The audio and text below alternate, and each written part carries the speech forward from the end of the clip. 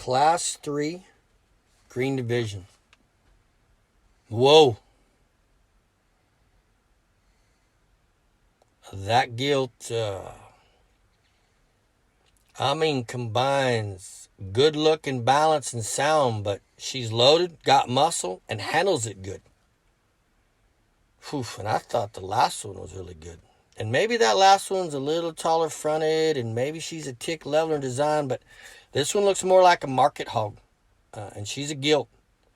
Her boldness of blade, her dimension of rib, the spread that lays down her top and sits into her hip and tail setting, and man, the way that she can stride and stay square from behind, that's a wide-belted, good-looking female, high quality market hog that we will talk about when we get to the end of the show. Really an outstanding individual to start that class. Nice job, young lady. And that's not taking anything away from the barrow. The wide-belted barrow, if you just study him, he's square, he's level, he's wide, he's got volume, and he's got lots of muscle. The problem is when you comparatively study him to the class winner, just not as well balanced or high quality. Gets a little more moderate, I'd say, in his stature, a little shorter in terms of his length of body, and probably from a composition and cutability standpoint and framework, just doesn't quite compete against the individual we start the class with. But that, for a county fair, wide, square, dimensional, powerful, and got muscle. Very, very nice hog to go in second. And really, as easy as the class winner wins is just as easy as the second place goes into second. And then I thought that I had some decisions to make. I thought this barrow, in terms of width and volume and dimension and volume of muscle and fairly sound, was good. I just didn't think that when you study him, his overall skeletal makeup and design, neck and head and everything, and composition of muscle, he stayed quite as good. But I thought to check the boxes and the fundamentals, he kind of landed there in third.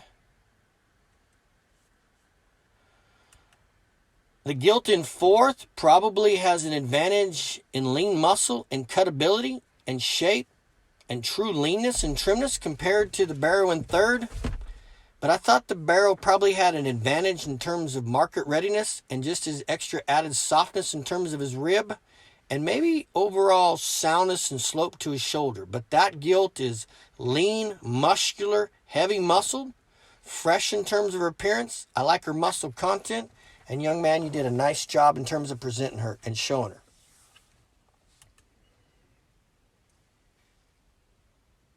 And then to round out the class with the blue rump gilt. And again, that is not a bad hog. I mean, that's a good kind of market hog.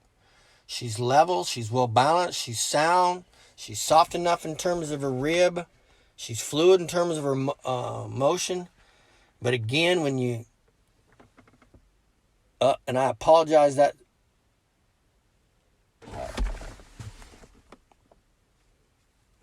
the barrow just doesn't have, when he tracks away and you study him in terms of his top side shape and total muscle dimension from behind, he's the least shapely, has the least amount of width and true dimension. But a nice job on skin and hair, young lady. You did a very good job. Class 3, green division. First place, 746. Second place, 748. Third place, 557.